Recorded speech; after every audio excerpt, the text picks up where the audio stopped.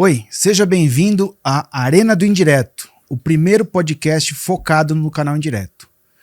Meu nome é Clinton, eu sou CEO e founder da Intelement, uma empresa focada em soluções para o canal indireto, soluções digitalizadas, e criei esse podcast, sou host desse podcast, com o objetivo de levar para vocês do canal indireto informações relevantes sobre o canal, boas práticas, e hoje, especialmente aqui um convidado que eu trouxe, uma pessoa que eu já conheço faz tempo, o Luiz Dente. Luiz Dente, conheci ele há algum tempo na Unilever, ele é CEO da Small Latam. Dente, prazer ter você aqui, obrigado pela presença. Vamos aqui falar sobre execução no canal indireto, sobre a digitalização da informação para essa execução, sobre pessoas. Queria aí realmente agradecer sua participação aqui. Se você quiser dar um oi pro pessoal, falar um pouquinho de você antes da gente começar. Obrigado, Clinton. Obrigado, pelo convite, por estar aqui.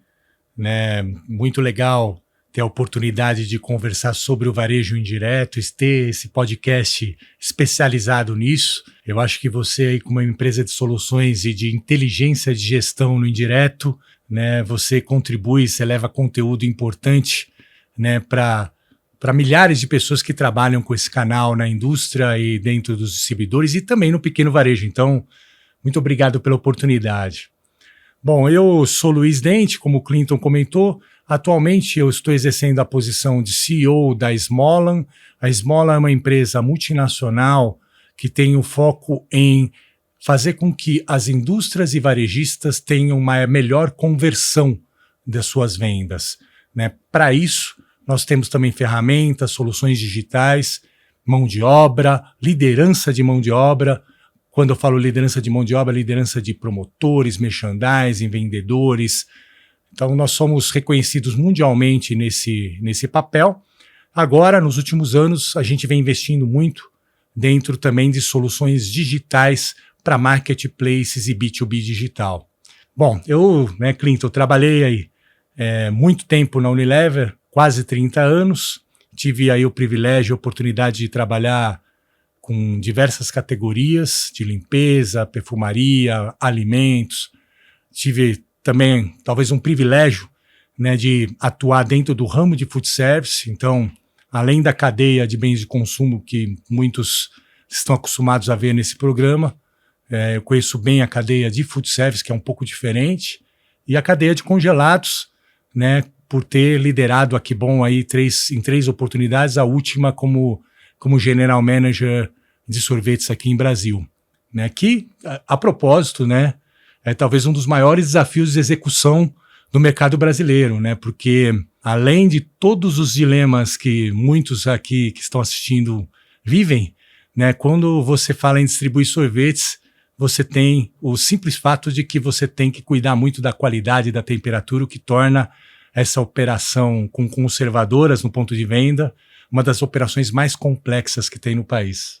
Bom, com essa pluralidade de operações que você trabalhou e diferentes posições, você trabalhou em venda, você trabalhou numa área de trades e depois, finalmente você ficou como GM, e de operações diferentes, com complexidades diferentes, e você fechou aí falando do sorvete, Com esses 30 anos, você, não tenho dúvida, quanto que a gente pode abrir um capítulo aqui e falar assim, o tamanho da importância da execução, para o sucesso dos negócios, Então, queria primeiro, assim, que você trouxesse para a gente, você citou brevemente alguns aí, mas, assim, os desafios que você viu ao longo os principais, pincelar os principais que você viu ao longo da sua trajetória, e o quanto que eles são determinantes para o sucesso do negócio, e aí a gente evolui entendendo assim, o que a gente pode fazer para que essa execução seja mais eficiente, como que as pessoas se inserem nesse contexto. Então, vamos falar aí do guarda-chuva e execução primeiro. Não, boa pergunta. E a gente vinha conversando até antes aqui do programa, eu vou me permitir aqui até dar um passo atrás, mas o que se entende por execução, porque no final, quando uma empresa determina o que ela quer executar no ponto de vendas, isso deriva de uma estratégia de negócio, né? Geralmente as pessoas falam assim, executar, então o que que é? É ver o loja perfeita lá na ponta ou ver alguns KPIs que a gente definiu aqui dentro como aquilo que tem que ser feito? Na verdade, esses são, né, a parte do detalhe da execução, né? Porque tudo começa e deveria começar em qualquer estratégia do negócio, né? De fato, o que que ela espera, né, com as marcas, com os produtos que ela tem, é encontrar dentro do ponto de venda que vai fazer com que, né, dentro do ponto de venda naquela condição, vai converter melhor, né, a venda para o consumidor, vai encantar o shopper, vai fazer com que ele, né, queira comprar naquele ponto de venda. Para mim, tudo começa nessa definição estratégica, né, de aonde que eu quero vender, como que eu quero vender e qual que vai ser a forma que aquela marca vai virar no ponto de venda. Se você tem, né, uma boa definição estratégica, né, e você sabe como que você quer atuar para convencer o consumidor em cada canal, em cada região, aí sim, né, você pode falar que, assim, dado essa estratégia, né, a execução, a forma como eu quero ver isso na loja é desse jeito, né, e você pode construir os programas, toda a lógica, todo o seu sistema de vendas e de promoção, né, para que aquilo de fato aconteça, né.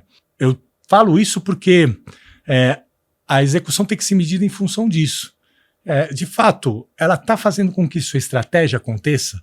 Essa estratégia e essa execução combinadas, ela está dando o resultado que a empresa espera, né? E aí é que, para mim, mora, né, a essência do que a gente pode dizer se uma execução ela é bem sucedida ou não, né? Eu digo isso também porque, ao longo de toda a minha carreira, eu vi muitas vezes, no caso aqui do varejo indireto, do pequeno varejo, eu vi muitas vezes as empresas se perderem um pouco no entendimento do que eles esperam. Vou te dar alguns exemplos que são interessantes, né? A indústria, ela terceiriza para um distribuidor a ação de venda para o pequeno varejo.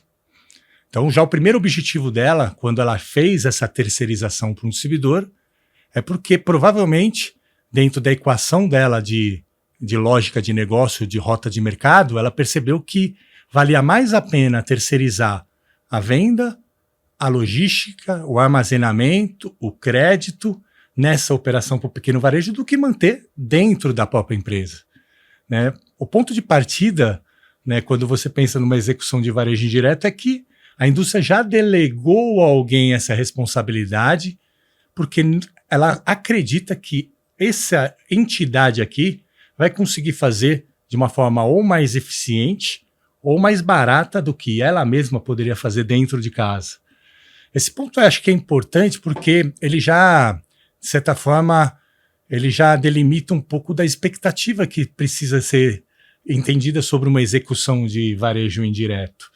A expectativa tem que ser de que você está realmente como estratégia de negócio, né, falando assim, não, eu acho que o sistema distribuidor, o sistema atacadista consegue ser mais eficiente do que eu, né? E isso é importante, essa medida, porque se ela é mais eficiente do que a própria indústria consegue fazer, né, é por alguma razão, é porque o distribuidor vai ter mais escala, talvez com outros produtos e que isso vai beneficiar a margem, é porque ele tem um entendimento melhor de como operar o pequeno varejo, ou ele tem um sistema de crédito melhor, né, ele tem um entendimento melhor dos clientes pequenos e consegue com isso se aproximar mais, ele tem vendedores mais capacitados, né, talvez para esse tipo de mercado, né? Então se espera ali dentro do pequeno varejo uma lógica de execução que tem que ser coerente com essa primeira tomada, né? Puxa, a minha estratégia é terceirizar. Distribuidor é uma terceirização de uma rota de mercado da indústria, né? Acho que esse ponto de partida para mim já é o primeiro desafio, tá? E aí, por que ele é? Porque à medida que você terceirizou esse trabalho, você tem que delimitar muito claramente com o distribuidor qual vai ser o valor que você vai dar para ele do ponto de vista de margem, de resultado, para que ele também faça esse trabalho muito bem feito, né? Tem uma equação de valor que a indústria precisa proporcionar para o distribuidor para que ele consiga fazer aquele trabalho de uma forma eficiente, né? De uma forma que faça jus a essa expectativa. E, por sua vez, né, o distribuidor ele precisa ter uma equação de valor que ele oferece também para o pequeno ponto de venda, em termos de serviço, de atendimento, de crédito, de lógica de como ele se relaciona com esses clientes, que também ele consiga proporcionar esse valor. Para mim, na execução do varejo indireto, né, do pequeno varejo, ela começa por entender como que, desde a indústria, passando pelo distribuidor e chegando no pequeno varejo, né, você consegue determinar uma cadeia de valor que o distribuidor fique feliz, o pequeno varejista fique feliz, e dado que os dois vão ficar felizes, provavelmente a gente vai conseguir executar lá na ponta muito bem o que se espera na indústria, que reflita a estratégia da marca lá no ponto de venda, o consumidor vai comprar e tudo está bem resolvido aí nessa cadeia de valor, a indústria fica feliz, né? Se isso é bem pensado, bem estruturado, bem entendido, toda essa dinâmica, eu acho que a chance de sucesso aumenta muito. Aí você me perguntou, né? Falou assim, então, qual que é o desafio que você vê de execução, né? Primeiro a sua estratégia de negócio, né? Ela contempla todo esse entendimento dessas cadeias de valor, entende os custos e oportunidades, entende os desafios que vão ter por trás disso, né? E você tem as respostas a esses desafios, você tem os benefícios e incentivos que você vai dar nessa cadeia de valor para que tudo isso aconteça bem. Para mim, aí mora o segredo da execução. Ela é uma sutil harmonia entre o que você desenhou de estratégia e o que você desenhou, né, de a lógica como você vai executar aquilo para que o resultado venha. Com base nisso, né, vem na minha cabeça o seguinte: uma vez que eu delego a minha execução, né, obviamente a indústria também estabelece parâmetros, né, para que esse distribuidor cumpra dessa execução. Como é que como é que fica dentro de um gestor, né, do canal indireto de uma indústria, a questão da cultura de execução, né? Como é que eu, que não sou quem está operando, consigo fazer com que quem está operando em meu nome, vamos dizer assim, né, tenha a cultura, né, da execução, do engajamento, que trabalhe com métricas, tipo, liderar o terceiro, né, é diferente de ser liderar o seu próprio time, né? Então, como que é esse desafio, né, de conseguir engajar o terceiro? Tudo bem, existem, vamos dizer assim, pagamentos por performance de execução, né, que o distribuidor recebe, mas ainda assim, né, é um time que você não está ligado diretamente, mas você responde pelo resultado. Perfeito. Esse eu imagino que quem está assistindo aqui, esse é o desafio e o dia a dia, não só dos gestores do indireto, mas, né, toda a turma do trade marketing também que está lá descendo a estratégia de negócio e a expectativa que se tem dentro de um varejo, de um pequeno varejo. Eu acho que esse é o desafio. A indústria, de fato, ela busca gerenciar esse desafio com uma série de iniciativas, como você comentou. Eu acho que a iniciativa preliminar é sempre aquela de escolher bem os distribuidores, né, os parceiros que vão fazer essa terceirização. Não é um trabalho simples, porque é um trabalho que tem que ser feito com um entendimento estratégico do que seu portfólio e aquele distribuidor, né, tem em comum para poder operar bem dentro do pequeno varejo. E também, né, entre a sua equipe, os seus valores, a sua cultura, o quanto que elas conversam com essa cultura do parceiro já, né, pelo menos no primeiro nível de entendimento de cultura, que será que, né, com aquelas pessoas que eu estou me relacionando dentro do distribuidor, de fato eu consigo ter, né, uma discussão de negócio, uma discussão de performance, uma discussão de como que a gente juntos, né, faz o resultado vir melhor. Então, para mim tem aí já o primeiro gate, né? O primeiro gate, né? A escolha dos caras, né, que vão trabalhar com a gente, que não é simples, né? Você percebe que, né, essa dinâmica em várias indústrias, você tem a mudança de distribuidores ao longo do tempo, em regiões, em locais, em canais. Ela é uma mudança que ela acontece, porque nem sempre os parceiros foram escolhidos da forma correta, e de ambos os lados, né? Porque a gente não pode falar só da indústria, porque às vezes o próprio distribuidor, ele está trabalhando com uma indústria que não faz sentido para ele e aquilo nunca vai se traduzir num bom resultado para ele também. Então, essa harmonia, né, essa conexão, né, como que se fala no Tinder hoje, esse match, né, entre o distribuidor e a indústria, né, ele já tem que acontecer e ele não é tão simples de acontecer mesmo. É o primeiro gate. Depois desse primeiro gate aí, né, você vai navegar no que você, né, aí na Intellimate, eu acho que você tem muita propriedade para dizer, né, que aí você começa a costurar uma série de programas, né, desde os contratos básicos de relacionamento e de gestão e de negociação, né, até programas onde você vai construindo uma relação com a equipe de vendas do distribuidor, programas que você constrói uma relação com o pequeno varejista. Então a indústria, né, ela depois do primeiro gate que ela seleciona o distribuidor, aí ela tem o arsenal, um arsenal aí de programas, ferramentas para poder construir essa lógica de cooperação conjunta, né? E meritocracia, né? De traduzir. Assim, eu tenho essa expectativa dessa performance, você, distribuidor, tem que me entregar isso, esses programas vão te incentivar, vão te direcionar no que você precisa. Então, eu vejo a indústria trabalhando muito nesses eixos, né? Da seleção e, às vezes, uma contínua mudança nisso.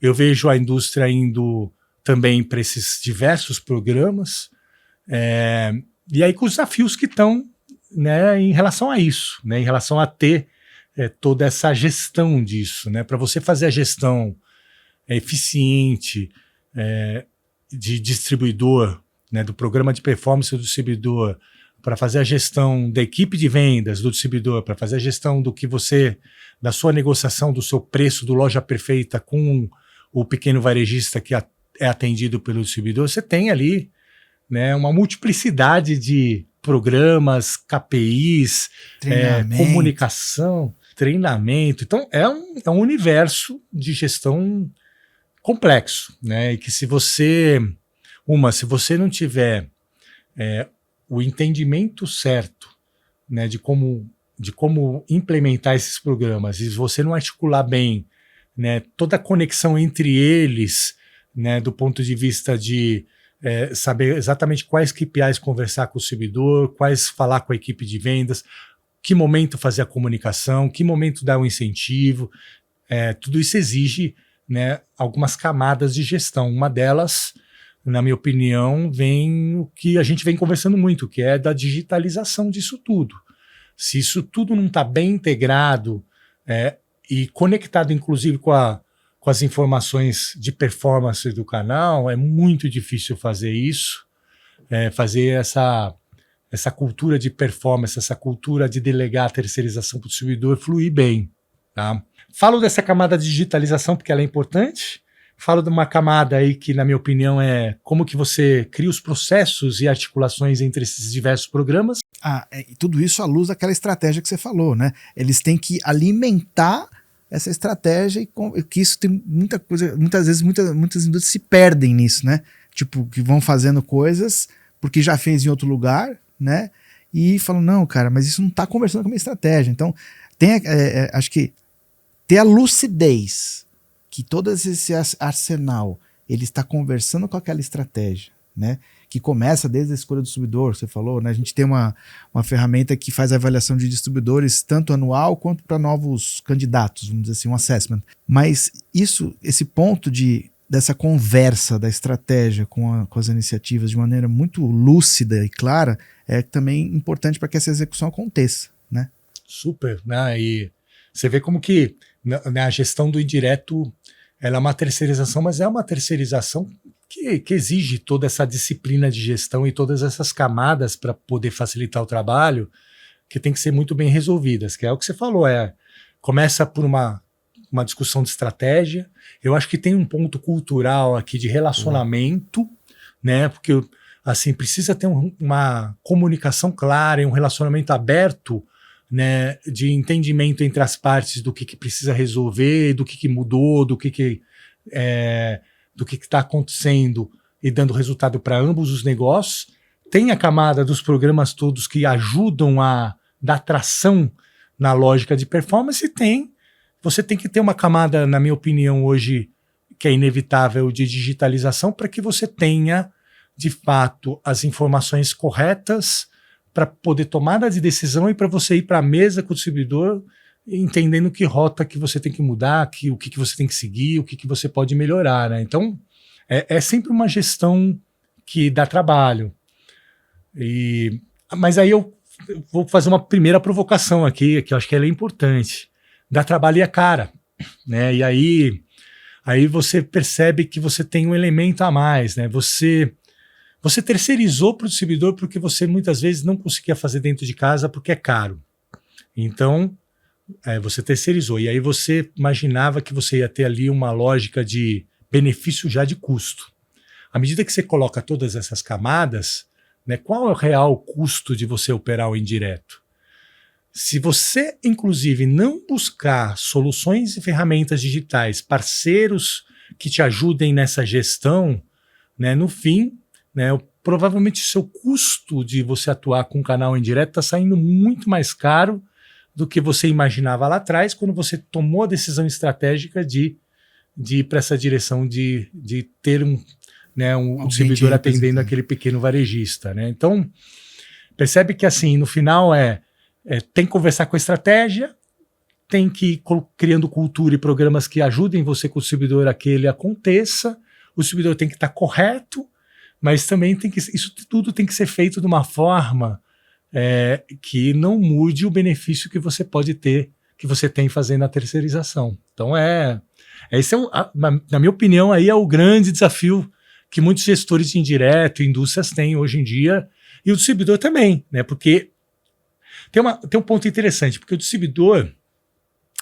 ele também tem ali uma dificuldade, né? E eu me coloco muito na pele dele, porque lá do lado dele, ele se propôs para a indústria falar assim: olha, eu vou te dar um benefício de custo e menor do que você opera aí, porque eu vou ter outras indústrias, eu vou ter outras marcas, né? E a menos que você seja um distribuidor exclusivo, que aí é uma outra lógica e uma outra expectativa. A gente pode falar dela, né, de outra forma, que acho que é um capítulo um pouco diferente. Vivi bastante com sorvetes com distribuição exclusiva, mas é um capítulo de expectativas e de contexto diferente, o distribuidor exclusivo. Mas falando do grande mercado, que grande parte do mercado hoje trabalha com distribuidores com algumas marcas, multimarcas, né, ou com distribuidores atacadistas que trabalham com uma infinidade de SKUs, né? À medida que o distribuidor multimarcas e o atacadista, ele tem uma lógica de negócio que ele tem a oferecer para a indústria de um custo mais baixo, porque ele tem tudo isso, toda essa estrutura de gestão que a indústria tenta colocar sobre ele é uma complexidade para ele também. Porque imagina, ele tem que fazer o negócio dele, né, como estratégia básica dele, que é: eu preciso ter o melhor custo de atender, operar aquele pequeno varejista que nem sempre é um pequeno varejista que vai comprar frequentemente, que vai comprar só dele, que vai comprar em outros canais muitas vezes. Então, ele precisa ter uma estratégia assertiva naquele pequeno varejista, que é determinante para o negócio dele se manter de pé, mas ao mesmo tempo ele está aqui pressionado pelas indústrias para cada um dos programas de gestão de cada uma delas, né? Então, aqui tem mais uma camada. Um gargalo aí, né? Do lado do distribuidor. É um gargalo. Um gargalo gigante. Ele não tem essa estrutura, esse back-office, essa inteligência, né? Imagina o quanto, né, principalmente se não existe algo digitalizado, né, o quanto é investido em algo que aconteceria. Você paga pelo que ia acontecer. Por quê? Porque você sabe que ao entregar esse arsenal e a outra indústria ou o seu concorrente também entregar, o outro entregar, o cara vai estar dentro de um emaranhado de coisas que ele não tem condições de tocar, principalmente se isso não estiver bem digitalizado, né? Exatamente. Então, muita coisa acaba sendo paga pelo aquilo que ia acontecer sem a ação. O distribuidor ele vai falar: bom, vou priorizar, cara. Eu vou focar nisso aqui eu vou desdobrar, vou chegar no nível de meta de vendedor, porque é o que você falou. Ele tem que dar atenção para isso, porque, enfim, existe uma relação ali entre ele e a indústria. Então ele não pode menosprezar tudo aquilo que está sendo feito, mas ele tem que ver o business dele, né? Se ele ficar olhando para tudo que cada indústria faz e não olhar para o negócio dele, ele quebra, né? Então, assim, o menos é mais, né? As indústrias fazendo poucas e excelentes iniciativas digitalizadas de tal maneira que esse distribuidor consiga de uma forma muito mais fácil e rápida entender e executar aquilo, que é o ponto da execução, né? No final do dia a gente está falando o que é o que esse cara faz, né? Ele vende, tá, mas vende como, né? O preço que ele vende é a execução, o timing de entrega que ele tem é a execução, né? O crédito que ele pode ou não oferecer é a execução. O promotor que vai na loja lá arrumar o produto também o que o vendedor entende que é bom para aquele ponto de venda, para evitar uma ruptura ou atender aquela região de acordo com o perfil daquele consumidor, também é execução. Então, tudo isso conversa com aquelas iniciativas. E se isso não tiver minimamente, né, minimamente não, se não tiver bem digitalizado, né, a execução desse todo vai ser pobre. Eu concordo plenamente, Clinton. E assim, toda a minha experiência, né, inclusive atendendo distribuidores, né, pela própria Unilever, pela Kibon, o que eu mais via, né, no mercado era um pouco a competição pela atenção da equipe de vendas e a competição pelo budget do comprador, do distribuidor, e não essa lógica que você falou, que é a lógica de como você constrói uma inteligência de gestão da indústria com o distribuidor, que ajude ao distribuidor, inclusive, a ele garantir essa execução. No final, o que eu mais vi era uma competição, né, baseada em incentivos diversos, na mesa do comprador, na equipe de vendas ou no varejista, que desviavam temporariamente para uma melhor execução para alguém, para uma marca, para um SKU, para uma indústria, né, mas em detrimento, provavelmente, de outras, né, porque, no fim, né, quando você tenta, de fato, sem um modelo de gestão unificado, digitalizado, que te propicia o menor custo possível e a melhor informação possível, né, você inevitavelmente não consegue dar uma direção clara tanto para a equipe de vendas quanto para o varejinho do que ele tem que fazer. Porque, no fim, cada indústria quer fazer uma coisa, mas o varejinho tem sua limitação, né? O distribuidor também tem a limitação dele e aquele ser humano que está ali na ponta, né, o RCA, o vendedor, ele também tem a limitação do que ele, inclusive, consegue colocar na mesa do pequeno varejista, ali, do dono do pequeno varejista. Então, se você não desenha bem a sua estratégia, né, pensando no que de fato você tem que criar de sistema de incentivos, de lógica de negócio, e do que de fato vai mudar o ponteiro para o teu negócio na indústria e no distribuidor, né, você acaba fazendo as coisas de uma forma que não vai trazer o resultado, às vezes, nem para o distribuidor e nem para as indústrias, né? Talvez traga para uma indústria uma hora, para outra hora, mas você não consegue resolver essa equação.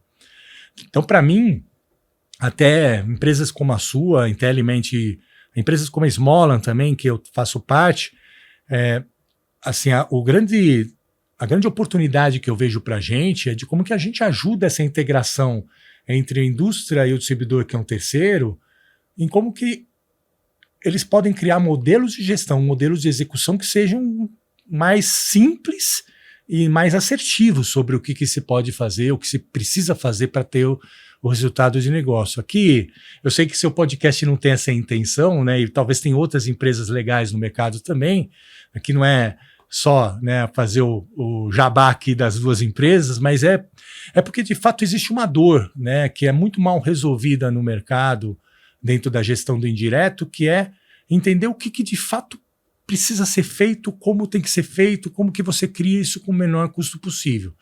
E aí, olha só, né, a gente falou do cadeia de valor, a gente está falando aqui de indústria e distribuidor, mas vamos chegar lá no varejinho, né, no pequeno varejinho. O pequeno varejinho, ele é geralmente uma empresa familiar, com suas restrições de caixa, com seu nível de entendimento, muitas vezes limitado sobre o que ele tem que vender, como tem que vender.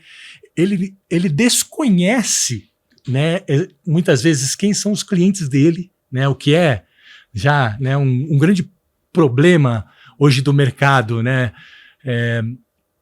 Assim, você tem um negócio que tem a disposição de vender né, como um pequeno varejo de vizinhança para aquela vizinhança, né, mas muitos, né, eu percebo que sequer conhecem seus clientes ou como eles operam. Né? Muitos donos de pequeno varejo, eles ficam muito mais ali na discussão, né, do que ele vai comprar com inteligência, dentro da limitação de caixa que ele tem, do que no pensamento do que ele tem que vender. Né? Por que essa conversa é importante? Né? Porque vamos passar aqui para a parte de caixa, a limitação dele do que ele tem que comprar. Por que ele faz isso?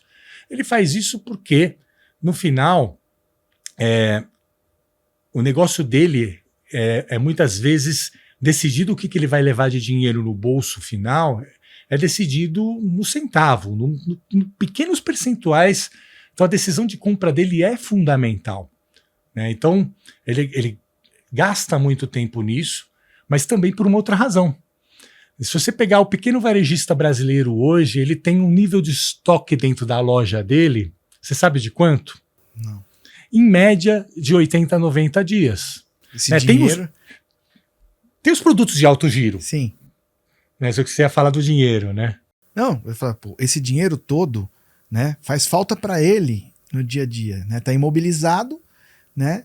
E se ele tivesse minimamente algum tipo de ferramenta, alguma coisa que o ajudasse a comprar melhor, né? Porque é o que você falou, é no feeling. É naquilo que está faltando na gôndola, óbvio, tudo, mas deve existir uma série de oportunidades de produtos que ele poderia estar vendendo bem ali e não vende, porque é uma coisa manual, né? Muitas vezes. E aí ele não tem, às vezes, tipo, pô, tem um lançamento de um produto. Ele às vezes não vai querer arriscar o dinheiro naquilo, porque ele não sabe se vai girar, mas ele tem 80 dias de estoque. Exatamente. Se não tivesse tudo isso, talvez ele conseguisse fazer uma ou outra aposta. Exatamente. E sabe por que ele chega nesses 80, 90 dias, muitas vezes? Né? É óbvio que tem os produtos de alto giro, ele sabe quais são, e são geralmente o que ele concentra energia na hora de decisão de compra. Mas até para ele, né, se posicionar como uma opção que tem um certo sortimento básico que se espera dentro de um canal de vizinhança, ele tem que colocar ali uma série de produtos que tem giro mais lento. Tem um pouco disso, né? Tem decisões de ponto de vista de gestão de categorias que talvez, né, provavelmente com mais inteligência e mais dados, ele poderia tomar diferente também, talvez não precisasse de muitas marcas, muitos itens, muitas até categorias, é verdade. Mas tem uma parte do que esse varejista vive que é exatamente o que ele, no relacionamento com os distribuidores, no que ele vê de compra de oportunidade, seja no distribuidor ou no cash and carry, ele acaba comprando demais, né, e acaba aumentando os estoques dele e criando esse efeito, esse efeito negativo no negócio dele ao longo do tempo, né, porque ele tem um problema de caixa, porque ele não tem todo o caixa disponível, ele precisa vender, mas ele ao mesmo tempo que tem que ter uma lógica de escolha do que ele vai comprar inteligente. Os distribuidores todos, no papel deles de sobreviverem, o cash and carry e a indústria, vão pressionando para N negócios, N incentivos, como você comentou. Né? E nessa pressão, muitas vezes, né, esse varejista compra, né, o que não precisava. E aí agora vamos voltar para o tema da execução. Né? Aí está lá na indústria, pensando numa estratégia de que ele quer ter, né, acho que a estratégia mais básica que se espera na indústria com o pequeno varejo é a distribuição numérica, a positivação. Né? Então, ele imagina que aquela marca tem que estar disponível no pequeno ponto de venda. Uma história interessante, né, que eu já vi muitas vezes, né? Muitas vezes esse pequeno varejista vendo uma oportunidade para alocar o caixa dele numa marca de alto giro que ele sabe que ele vai vender da mesma indústria que está tentando colocar um outro item, inovação ou item importante do próprio negócio dele, que ele espera que seja executado com disponibilidade. O varejista, ele fala assim, puxa, nessa hora aqui deixa eu comprar esse produto de alto giro, eu não vou comprar esses dois itens. A indústria estava na expectativa de posicionar aquele item, né, que, né, não está ali dado as informações que ele vê na Nielsen, na Scantec, na Emitrix, ele fala assim, eu estou vendo que não tem a distribuição numérica desse item. Muitas vezes, quem canibalizou e não permitiu essa distribuição numérica desse item foi o próprio promoção naquele produto de alto giro que a própria indústria tem. né? E não é por mal isso, ninguém, né? Não é, o varejista não faz isso porque ele não quer executar aquele produto, mas é porque ele, dentro da lógica de valor, ele falou assim, opa, aqui tem mais benefício do que isso. Oportunidade. O distribuidor também. O distribuidor, não, mas eu estou me impressionando aqui com o que eu tenho que te comprar. Puxa, é mais fácil eu vender isso que tem alto giro do que esse item aqui. Então, percebe? Para mim, por isso que eu fiz essa provocação de chegar até aqui, Clinton, porque na estratégia, muitas vezes o que se espera dentro de um pequeno varejo, no que é definido lá, é a disponibilidade do mix inteiro, ou a inovação entrando muito rapidamente. Mas dentro das cadeias de valor e dentro da lógica que opera cada canal, distribuidor, cash and carry, com o pequeno varejista e as dificuldades que o pequeno varejista tem, que a gente comentou algumas delas aqui, puxa, isso às vezes não vai acontecer a menos que de fato você crie um incentivo, uma lógica de negócio para aquele item que o pequeno varejista fale assim, puxa, eu não posso perder essa oportunidade. É porque o modelo de negócio do varejo, né, vamos pôr o distribuidor dentro desse modelo, porque ele está dentro da rota, né? Ele é de giro. A margem é baixa, portanto, você tem que vender mais.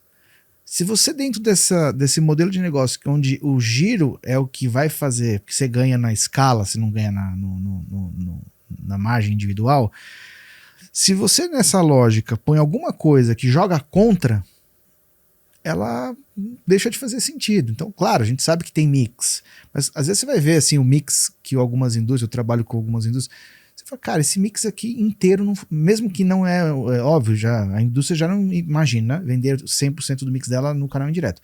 Mas ainda assim, quando você vê a expectativa, que tem lá um mix, né, do canal, um mix mínimo, ainda assim, esse mix mínimo talvez não caiba, né? É que é o que você falou, tipo, lá na ponta é o que o pequeno varejo tem de caixa. Ele tem que fazer a melhor escolha para isso, né? Ele tem que ter, obviamente, sortimento na loja dele, porque se o consumidor vai lá e só tem o que é giro, e não tem um ou outro item, ele fala, putz, eu tenho que ficar indo em vários lugares, eu não quero. Então, claro que existe sim a necessidade do sortimento, a loja tem que ter um sortimento ali, pelo menos que o consumidor consiga encontrar ali minimamente o que ele está precisando. Mas esse limite é dado em função justamente disso. É uma equação que a gente sabe que lá do back-office, né, lá do escritório, é difícil traduzir isso, né, em o que eu posso ou não fazer, o que eu devo ou não fazer. Mas tem que ter a lucidez dessa realidade, porque a gente sabe que é subjetivo, não é tão objetivo, não tem uma conta matemática que vai falar assim, putz, até aqui dá para ir, até esses itens dá para colocar. Então fica meio que no cabo de guerra, né? Isso. Tipo, quem colocar primeiro, beleza, eu garanti já meu share of wallet, vamos dizer assim, né, do pequeno varejo. Então realmente é complexo, e por isso que estando muito perto da execução dos números da operação, é quando você vai conseguir ter os números que vão exatamente te nortear no que dá, no que não dá para fazer, né? Eu acho que você tocou no ponto perfeito aí da discussão, né? E por isso que, para mim, a execução e estratégia, elas andam muito combinadas, e tem que ter a informação para você não só entender se o distribuidor, se o seu programa tem performance. Para mim, muitas vezes a indústria tem o viés de eu preciso estabelecer um programa de performance, um programa de execução que eu entenda que a minha loja perfeita foi feita, e monitorar aqueles indicadores e pagar ou não pagar conforme eles. Tudo bem, acho que essa é uma parte, inclusive, que viabiliza você criar a cultura que você comentou, e viabiliza talvez você brigar pelo share of wallet que você comentou, do caixa do cara. Mas pensa comigo, talvez a grande ponto da execução é você entender o porquê que aquele item não está virando ali no ponto de venda. Por que o varejista não está comprando, ou porque depois que ele comprou não girou? Se essa informação ela volta, e ela depende aí de fato de sistemas, depende de ter lá na ponta, né, um promotor, um vendedor que alimente o sistema com essa informação, porque é com essa informação que depois você tem que voltar aqui e falar assim, tá, Então o meu programa inteiro não conseguiu fazer com que aquele item do mix fosse distribuído. Então tem um problema na minha estratégia. Porque a lógica da estratégia tem que ser criar um programa que faça com que aquele pequeno varejo compre e com que o consumidor compre. Então tem uma parte aí que é, né, a execução, ela não pode ser vista só como um fim. Ela tem que ser vista como um ponto que alimenta a estratégia para você repensar qual o modelo que você tem que operar na ponta. Mas muitas vezes eu vejo, né, a indústria estabelecendo os programas, não trazendo a informação apropriada de qual o insight que está por trás daquilo e também não revendo a estratégia em relação ao que fazer sobre aquilo. E para mim aí, Clinton, tem um ponto importante, tá? Assim, eu entendo a lógica de você buscar conquistar o seu espaço diante do bolso do varejista. É uma lógica importante, você não pode abandonar ela, porque ela é uma parte do teu resultado hoje. Você está dentro desse sistema, então não dá para sair. É o mercado. É o mercado. Mas você precisa ter uma estratégia alternativa onde você, de fato, convença o consumidor que está indo dentro de uma loja de vizinhança a comprar aquele item. Antigamente, né, quando o portfólio das indústrias era muito menor e a segmentação era muito menor, né,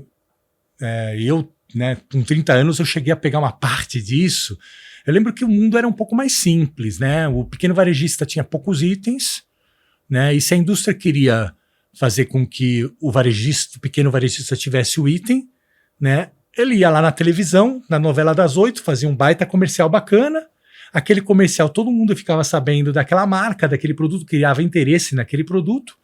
No dia seguinte, o pequeno varejista também via aquela propaganda. Esse é um ponto importante. Assim como o consumidor via, o pequeno varejista fala assim, nossa, que produto legal, quero ter na minha loja. Então o pequeno varejista também falava, puxa, está sendo comunicado, está investido. Isso deve ser bom. Isso aqui vai ser bom. Então ele comprava. Então sempre teve, né? E aí tem uma... Desculpa o parênteses. Ele via uma grande rede depois anunciando. Isso. Aí ele falou, opa, peraí. Tem a propaganda, tem a grande rede anunciando. Agora eu tenho confiança de seguir isso aí, porque deve ser bom. Exato, porque mesmo lá atrás, quando ele tinha menos itens, sempre teve, né, essa dificuldade de ter caixa para comprar. Sim. E o que comprar. Sempre foi um processo de escolha de caixa que ele teve que fazer de uma forma muito assertiva para sobreviver. Então, você precisa criar a confiança dele investir naquilo, né? E antes, de certa forma, as indústrias que eram efetivas em conquistar essa confiança, é exatamente o que você falou. É uma mídia inteligente que influencia o consumidor, mas influencia o lojista. É um lojista do lado, uma grande rede do lado que está investindo naquilo, que, puxa, eu preciso ter isso no meu portfólio. Então percebe que uma parte da equação da execução, ela depende, na verdade, de uma influência sobre essa confiança do varejista, que não é só o distribuidor, o vendedor do distribuidor, né, dentro da pressão dos programas que precisa ser feito. Você precisa ter algo ali na ponta da vizinhança, né, que faça com que ele fique, né, com confiança de que aquilo vai poder ser um bom negócio. E aí a gente pode pensar em várias coisas, tá, Clinton? Assim, eu dei o exemplo lá da propaganda, que hoje já, né, hoje do jeito que, né, a mídia é segmentada, foi para o digital, você tem, né, cada vez mais dificuldade para acessar o consumidor massivamente, né? Eu nem quero usar esse exemplo que eu dei como uma referência, mas o que eu quero trazer aqui é que talvez nos programas, inclusive de execução, você precise pensar em como de fato você constrói um modelo que aquele pequeno varejista vai confiar. Olha só, né? Hoje a gente fala de cashback para o consumidor, onde ele, de certa forma, ele compra, né, mediante um dinheiro que ele já tem, né, porque alguém deu para ele, né, mas ele tem que comprar naquele lugar, né? O pequeno varejista talvez tenha que ter instrumentos financeiros, instrumentos comerciais como esse, para que ele fale, olha, talvez você tenha um crédito a mais, um cashback, ou, né, você tem um sampling desse produto de forma que você entenda se aquilo... testar ele, né? essas coisas não estão dentro do programa, dentro da equação, muitas vezes, ou uma mídia direcionada dentro da região, e hoje isso é possível.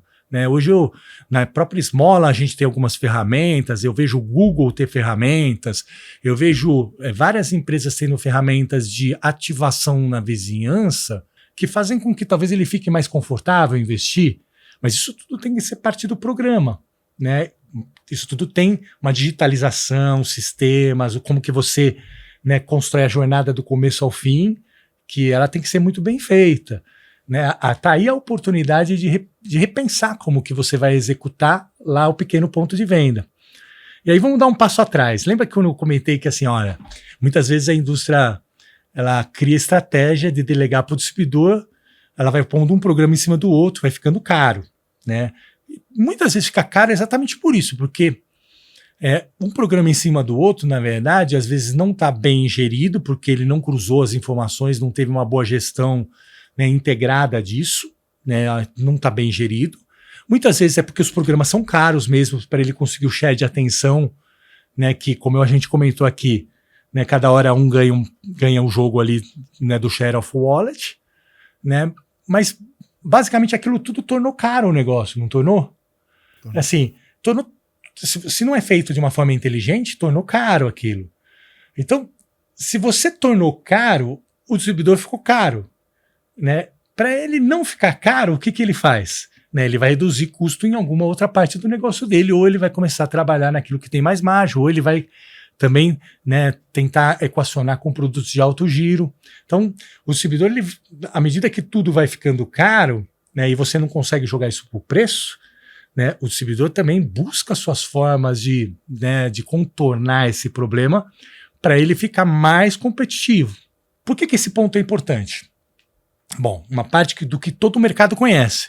O distribuidor, nos últimos tempos, ele tem um canal que é o cash and carry, que é um custo baixo, não tem o mesmo serviço que o distribuidor, é verdade, mas com custo baixo, né, competindo com ele. Se tudo que a indústria joga dentro dele fica caro, ele fica com mais dificuldade de competir pelo cash and carry. Aquele lojista, né, pequeno varejo que a gente comentou, que está ainda sem apoio para confiar, ele de fato, muitas vezes, ele nem vai confiar no distribuidor. Na verdade, ele vai lá na loja do cash and carry, talvez lá ele vai ver aquele produto, vai comprar por lá. Seja influenciado lá. E talvez nem vai aparecer no programa que ele está monitorando via distribuidor. Que ele está comprando. Então, percebe? Assim, no final, a minha provocação aqui é muito mais assim.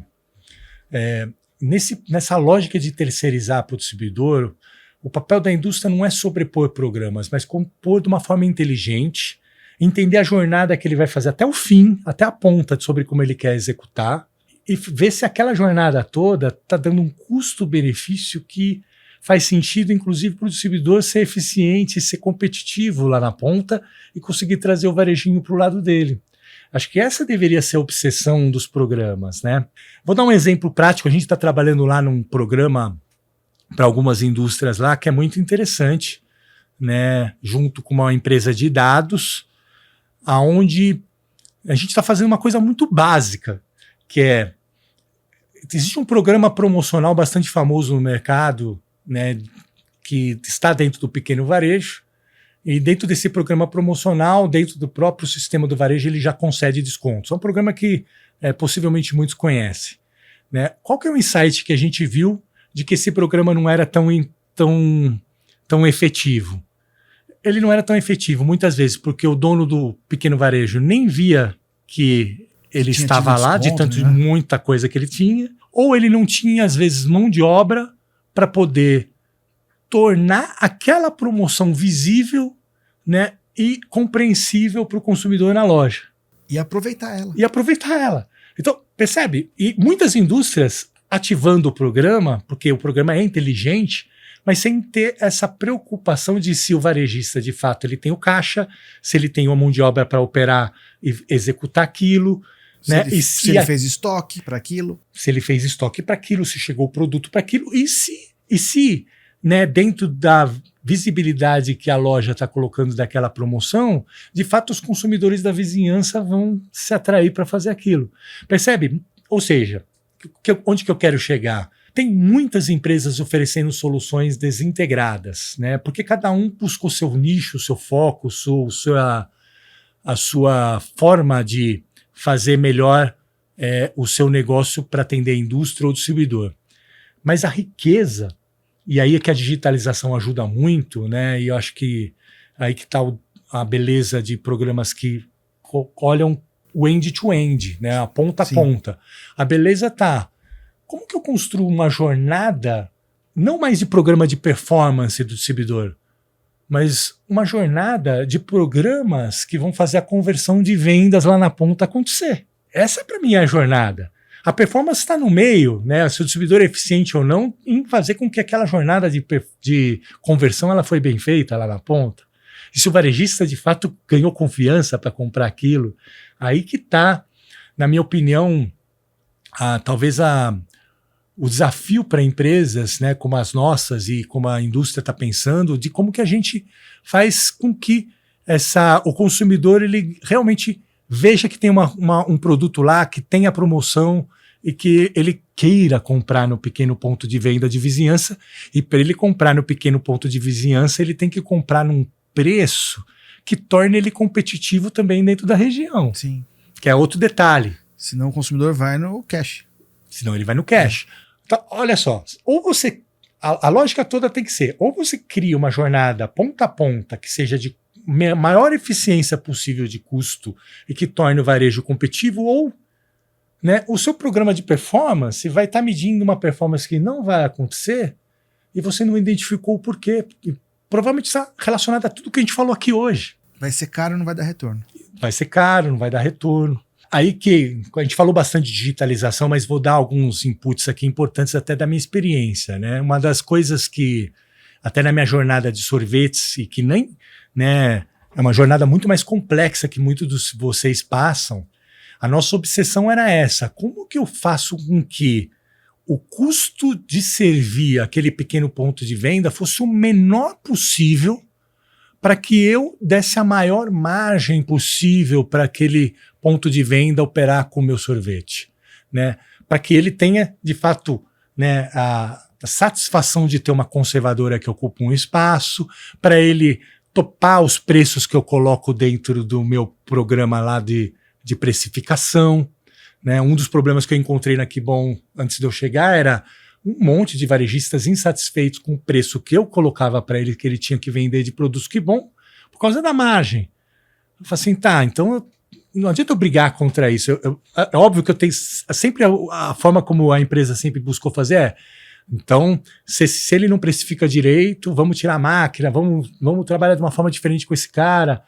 Eu falei assim, não, gente, a gente precisa trabalhar de uma forma da gente reduzir o custo para que ele tenha uma margem, ele fique feliz de ter aquele preço, para que ele tenha a conservadora lá, e mais do que isso, para que ele tenha a disposição de alocar um caixa dele para sorvetes, não só na hora que está super quente a temperatura, porque aí é fácil, mas nas horas que não está super quente a temperatura e que a gente precisa do apoio dele para ele continuar comprando. Por isso que a minha experiência de sorvetes eu trago ela aqui, porque a dinâmica ela é muito complexa e interessante. Se você não se preocupa com o pequeno ponto de venda e dele vender mais, a equação toda não funciona. E essa deveria ser a preocupação da indústria inteira. Se você não se preocupa do que você pôs lá na gôndola do pequeno varejista de vender mais, para o distribuidor não vai funcionar e para você não vai funcionar, a sua execução não vai funcionar. Eu chamo isso que é você ter a governança da jornada completa das suas iniciativas. É isso. Você tem que ter essa governança. Você tem. Ela não acaba no distribuidor. Ela não acaba. E olha, eu acho que imagino que você, na hora que você atende a indústria, você encontra muito disso. Tem uma área que cuida do concurso do vendedor, uma outra que cuida do programa de performance, uma outra que cuida da precificação comercial. Outra do acordo comercial. Outra do acordo comercial. Na hora que você... É legal você ter as especializações, mas se você não tem uma arquitetura integrada que olhe todo esse custo e você de fato tenha uma obsessão por você ter o menor custo para que o varejista veja, né, seja competitivo com aquele item e fique feliz com aquele item, né, a chance de dar errado é muito grande. Aí a execução vai Porque assim, a culpa sempre vai cair no executor. Mas no final, é porque a estratégia estava errada. Né? O modelo como você criou, que você imaginava influenciar o distribuidor, o pequeno ponto de venda para o consumidor comprar mais, não vai funcionar. Porque o que é estratégia? Estratégia é a escolha de um caminho que você faz como negócio, né, para você vender mais ou para você lucrar mais. Né? Você fez uma escolha. Né? Se você fez aquela escolha, você tem que criar um programa integrado de cabo a rabo que faça com que aquela escolha seja feita. Né? Ela aconteça. Ela aconteça. Essa discussão ela é fundamental para mim. E as pessoas que estão no meio dessa discussão, elas precisam ter essa capacidade de entender essa visão integrada. Você comentou de algumas iniciativas lá da Esmola, né? Cara, você tem esse background gigantesco, trabalhou com... Putz, execução é uma coisa que você viveu muito, né? E hoje, à frente da operação da Esmola Latam, você deve ter alguns desafios que você quer implementar, né? Como uma empresa de execução, que no final do dia você quer fazer com que a indústria que você atende venda mais, né? O que você tem nos planos da Esmola, né? Para trazer para os clientes, né? O que a Esmola está pensando nos próximos anos em agregar, né, dentro do seu portfólio de serviços para as indústrias que, obviamente, todo mundo tem a dor da execução, né? E você é uma pessoa que é especialista, a Esmola é uma empresa que também é especialista nisso, e eu sei que a Esmola tem planos legais aí de novos serviços, de coisas que vão bem ao encontro dessa necessidade. Obrigado pela pergunta aí agora, né,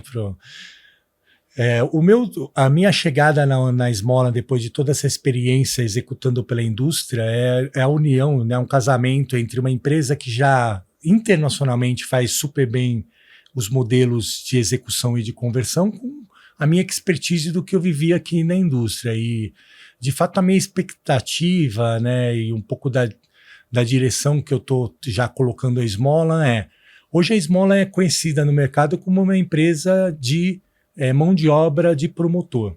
Né? Basicamente isso, e geralmente promotor que está ligado ao grande varejo e não ao pequeno varejista que está aqui.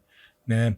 A minha ambição, né, é não ser só reconhecida por isso, né? Porque aqui a gente tem pontos importantes, né? Como empresa de mão de obra de promotor, nós temos um NPS de 96 na visão dos próprios clientes, que é sensacional pela credibilidade e confiabilidade em terceirizar com a gente, mas também por uma qualidade que a gente tem de valores da nossa empresa globais, que é de sempre se preocupar com o ser humano, o promotor, a pessoa que está fazendo a execução lá na ponta. Essa sempre foi o DNA da empresa. Né? E isso, para mim, ele tem que ser mantido. Né? A nossa fortaleza de transmitir confiabilidade, de transmitir essa liderança humana com os promotores, como a gente faz, e que por isso, né, que a gente vê, né, toda a gana deles de fazerem executar as marcas que trabalham com a gente. Então tem uma parte que está bacana.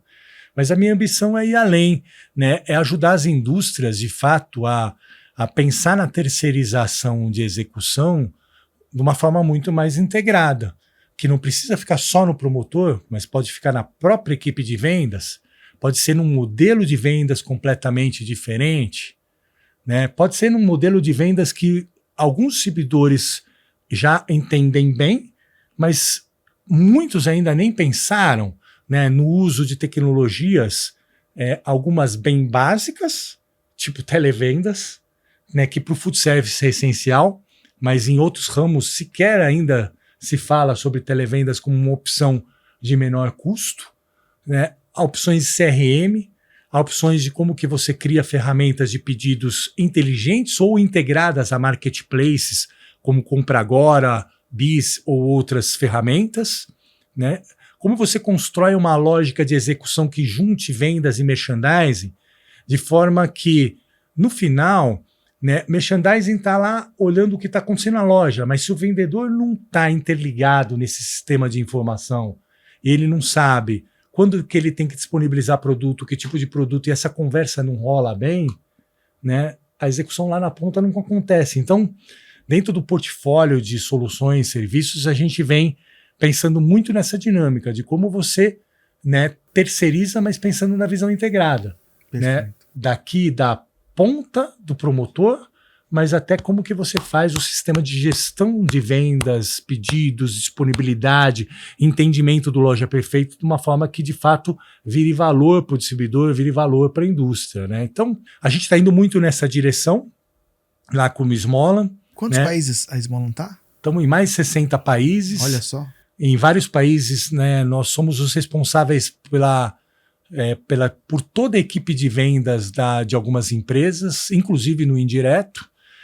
Aqui no Brasil, nós já estamos fazendo algumas experiências de sermos os gestores das equipes de vendas de indireto, para que a gente coloque ali o nosso DNA de execução, né? Pensa comigo, Clinton, uma coisa interessante, né? Se você pensar, várias indústrias hoje pensam, qual que é o meu core, né? Meu core é a marca e não o go-to-market, meu core é a execução. Cada indústria está pensando nisso. Mas para os distribuidores, esse também talvez seja uma discussão importante. Qual que é o meu core? O meu core de fato, né, da minha operação, é fazer todas essas partes do que um sistema de distribuição faz, que é vendas, crédito, logística? Ou o meu core é só logística? Ou o meu core é, de fato, ser um cara de vendas forte? Ou o meu core é, de fato, ser um cara de execução no ponto de venda muito forte, baseado em marketplace? Para mim, a discussão que está no ar e que a gente pode ajudar, né, é a discussão do modelo de como que você vai atuar, né, como distribuidor ou como indústria. Né? Porque não precisa ser igual ao que todo mundo faz. Sim. Precisa ser pensado numa lógica estratégica que você tenha o melhor custo-benefício e que faça com que sua marca lá na frente converta, né? Que é isso que todo mundo quer. Então a gente está indo nessa direção, Clinton. Desejo sucesso aí nessa nova jornada. A gente está chegando aqui no finalzinho. Queria que você desse umas palavras finais aí para a galera, o pessoal que assistiu.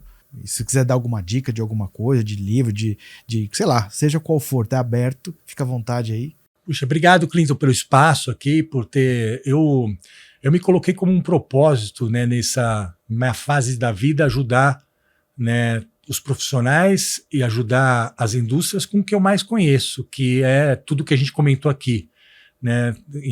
Essa sintonia fina entre estratégia e execução. Então me coloco à disposição de todos vocês, né, para atuar, né, como um conselheiro, como um trade marketing as a service, como CEO da Smolan, né, com todas as nossas ferramentas, mas também como um parceiro, né, que pode ajudar vocês aí pelo menos no que vocês estão de problema, de dor agora, né? Não hesitem em me ligar para que talvez eu possa, num café, ajudar vocês a dar o próximo passo. Né? A dica que eu dou aqui no caso do indireto é de fato o modelo de copiar e colar foi o que grande parte das empresas fez. Né? Eu acho que a gente está num momento que todo mundo agora está sob pressão de budget, está sob pressão de custos. Eu acho que é um momento de repensar toda a lógica como você opera, toda a lógica como você vende. Né? Eu acho que vai ser determinante para o seu sucesso.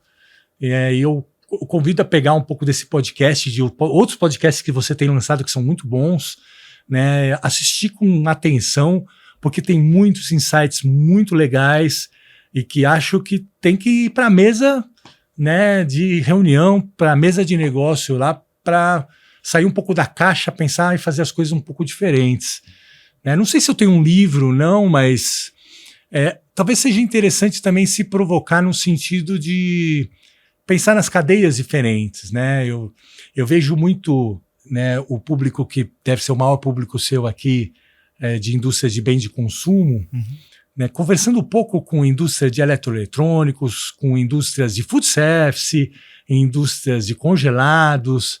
Eu vejo realidades de negócios e de canais e de sistemas de vendas proliferando de forma muito diferente entre várias indústrias e eu acho que tem aí uma inspiração que muita gente deveria buscar aí em indústrias muito diferentes do seu ramo. Acho que convido vocês a pesquisarem, que vai ter insights importantes. Nesse momento que as indústrias estão passando por situações de corte de budget, dificuldade de vender, não sei o quê, é que faz mais sentido ainda você ter um parceiro de negócio, né, que tenha vivido essas diferentes realidades de negócio, que pode agregar muito, né? Então, por isso que eu fiz essa pergunta, para você trazer essas coisas, porque eu acredito mesmo que a questão da parceria que é o que vai ajudar quem está no estágio B e para o estágio A, né? São parcerias de negócio com empresas competentes, com pessoas boas que fazem a gente chegar lá. Bom, a gente chegou ao fim desse episódio, do segundo episódio aqui da segunda temporada do Arena do Indireto. Quero agradecer ao Luiz Dente aí. Acho que a gente conseguiu aqui compartilhar insights riquíssimos, muita coisa boa. A segunda temporada tá ficando sensacional. Então eu convido você a assistir os episódios, compartilhe com quem você acredite que vai ajudar essa informação, e a gente se vê aí no próximo episódio. Obrigado.